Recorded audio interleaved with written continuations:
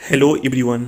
आज के वीडियो में बात करने वाले हैं मैथ पेपर को लेकर जो फैसला है उस पर बात करते हैं। तो सबसे पहले जानते हैं कि एक्सपर्ट कमेटी का क्या कहना है, उसने क्या पाया है, ये सब के बारे में बात करने वाले हैं। Expert committee The matter was examined by the expert committee. During scrutiny, it transpired that the standard of question in the secondary teacher ability test 2019 held on 3 dates. 3 date में लिया गया था जो एग्जाम 10 सितंबर, 11 सितंबर एंड 14 सितंबर 3 date में लिया गया था। Was not the same standard. जांच के क्रम में पाया कि सेम स्टैंडर्ड का नहीं था, लेवल में अंतर था दोनों में। In the examination held on 14 सितंबर question were below the graduation level.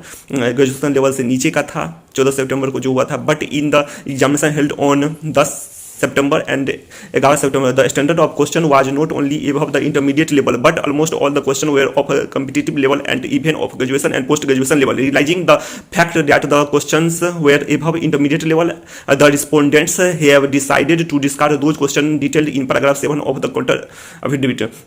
तो ये बात करते हैं कि कहा गया है कि जो क्वेश्चन था 10 सितंबर 11 सितंबर को वह इंटर लेवल का ही नहीं था, बल्कि इससे भी ज़्यादा ऊपर का था। मतलब ऑलमोस्ट कम्पिटिटिव लेवल का था और उससे भी ज़्यादा कह सकते हैं। आईटी लेवल मतलब कम्पिटिटिव लेवल, मतलब उसके बाद उससे भी ऊपर कह सकते हैं ग्रेजुएशन और पोस्ट ग्रेजुएशन लेवल तक का दे दिया था। और इससे महसूस करके रियलाइजिंग डेट, तो रियलाइजिंग महसूस किया, पाया कि question were above intermediate level, intermediate level से ऊपर का है। तो कौन कौन से क्वेश्चन को मतलब डिस्कार्ड किया जाए, इसके बारे में हम जानते हैं कि कौन सा एक्सपर्ट कमेटी का क्या सब कहना है। तो ये बात करते हैं एक्सपर्ट कमेटी क्वेश्चन नंबर, बात करते हैं कौन सा डिस्कार्ड का बात कहा गया। डिस्कार्ड मतलब छोड़ने का बात कहा गया। 7 पैराग्राफ में that the expert committee through its report dated 10 November having considered the questions after we consider the objections raised had opined that in the examination of STT 2019 of mathematics subject held on 10 September 2020 question number 56, 59, 60, 61 and 74 were of plus 2 curriculum but were of IIT entrance examination standard and question number 66, 96 and 100 were of graduation honors and post graduate standard। इस level का question था, बताया गया था। कौन सा question छोड़ने का बात कहा गया था, ओपाइंड मतलब समझा है कौन कौन सा क्वेश्चन मैथमेटिक्स का छोड़ना चाहिए। तो 56, 59 और 60, 61 और 74 यह प्लस 2 ही करिकुलम का नहीं था, प्लस 2 ही लेवल का नहीं था, बल्कि इससे भी ऊपर IIT इंट्रेंस लेवल का दे दिया था। और ये जो है 69, 96 और 100 जो था 3 क्वेश्चन तो ग्रेजुएशन लेवल और पोस्ट ग्रेजुएशन लेवल का दे दिया था। उसी तरह हम बात करते हैं similarly in connection with re examination of STT of mathematics subject held on 11 September question number 51, 52, 53, 54, 55, 56 and 63 were of plus 2 curriculum but were of IIT entrance examination standard. मतलब इसको 2 कैटेगरी में बांटा है, एक IIT स्टैंडर्ड में बांटा है और एक बांट दिया है ग्रेजुएट एंड क्वेश्चन के नंबर को जो छोड़ा है उसको तो पोस्ट ग्रेजुएट लेवल में। तो इसमें था 7, 4, 11 क्वेश्चन, इसमें डिस्कार्ड करने की बात कही गई है। 11 सितंबर में 11 क्वेश्चन और इसमें 10 सितंबर में 8 क्वेश्चन डिस्कार्ड करने की बात कही गई है। वहीं पर आप देखते हैं कि 14 सितंबर का क्या कमेटी का रिपोर्ट है, तो देख लेते हैं। इससे पहले आप लोग चैनल पर नए आए हैं तो शिक्षा से संबंधित तमाम जानकारी के लिए एजुकेशन सिस्टम चैनल को सब्सक्राइब कीजिए। Subscribe, like, share and comment करना ना भूलें। अब बात करते हैं 14 सितंबर की बात है।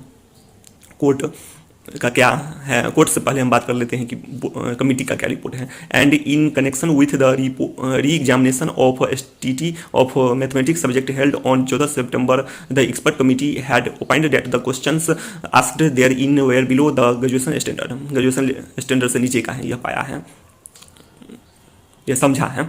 उसके बाद हम बात करते हैं कोर्ट के बारे में बात करते हैं। The court finds substance that in the competitive examination there should be one and the same standard in the examination when examination are held on different dates that one may not adversely face consequence of different standard of question set out for the same competitive examination. एक ही competition examination में यदि आप different shift में मतलब exam होता है तो लेवल लगभग सेम होना चाहिए, यही कहा गया है। Those who appeared in the examination held on 14 सितंबर, जो 14 सितंबर को एग्जाम दिया है एडवांटेज हो जाएगा, उसको मिल जाएगा advantage in the competitive examination as question were of almost matriculation level. Court का कहना है कि मेट्रिकुलेशन लेवल का, but in the absence of the pleading to the effect that those who appeared on 14 September are favourite people.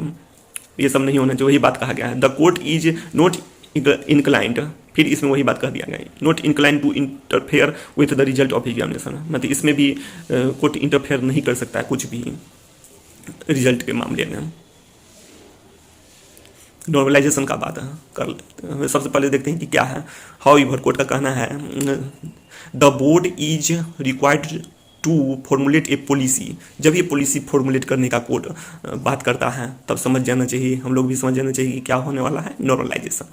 क्योंकि normalisation से ही policy है कि हर संभव इक्वल करने का प्रयास किया जा सके। इक्वल तो नहीं कोई कर सकता है लेकिन किया जा सके शिफ्ट, हर एक शिफ्ट को।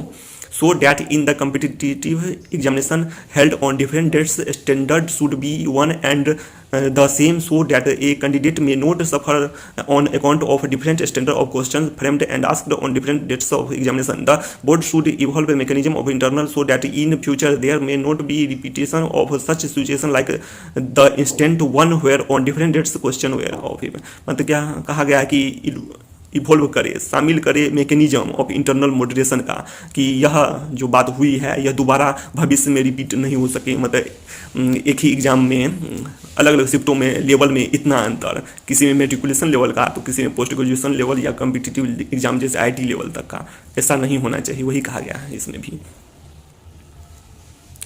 ग्रेजुएशन और post graduation and almost all the question were of competitive level of intermediate were in other examination held on 14 September. The standard of the examination was quite below in comparison to those who appeared at the examination held on 10/9/20। मतलब 10 सितंबर 11 सितंबर, वही बात कहा गया है, standard में अंतर है काफ़ी का। Through the writ petition failed, writ petition तो फेल जरूर हुआ है, यद्यपि फेल हुआ है।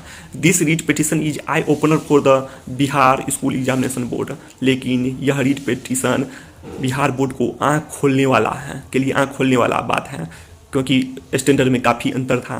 एक ही एग्जाम में अलग अलग शिफ्टों में स्टैंडर्ड में लगभग कम का ही अंतर होना चाहिए। किसी में पूछ दे मेट्रिकुलेशन लेवल और किसी में पूछ दे इतना ज़्यादा, ये तर्क संगत नहीं, वही कहा गया।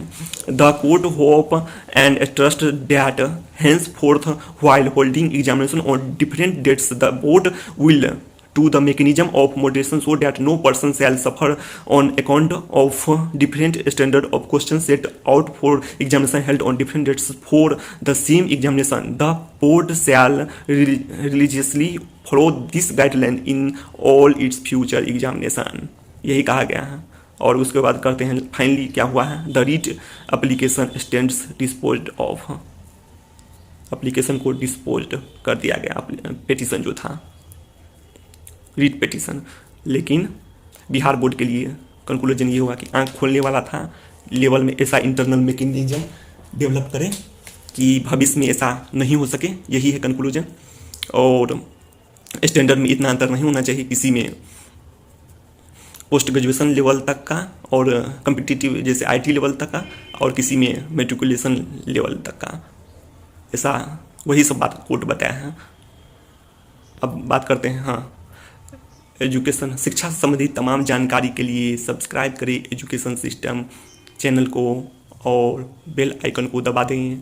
फर्दर इन्फॉर्मेशन के लिए लाइक करें, शेयर करें वीडियो को और कमेंट करना ना भूलें। Thank you so much.